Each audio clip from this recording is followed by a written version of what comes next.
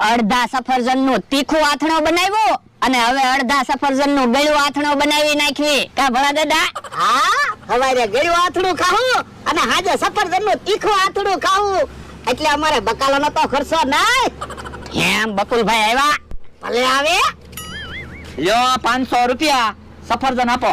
હે, હું કીધું? એ 500 રૂપિયાના હું સફરજન લેવા આવ્યો. સફરજન હવે ક્યાં છે? સફરજનનું તો અમે આથણો બનાવી નાખ્યું. હે લ્યો બોલો, સફરજનનું આથણું બને? હા ના. હે, હું કીધું? હા ના. ઓય બાપા, હરખું કે ને? હા કે ના?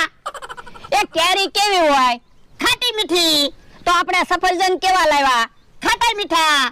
તો કેરીનું આથણું બને તો સફરજનનું આથણું બનતું જ હશે ને? આ એ હાસુ. હું ઈ હાસુ? તમે ગઢા છે, કોઈ દિવસ સફરજનનું આથણું ખાધું? ના ના. તો કઈ સફરજનનું આથણું થોડું બને? હે,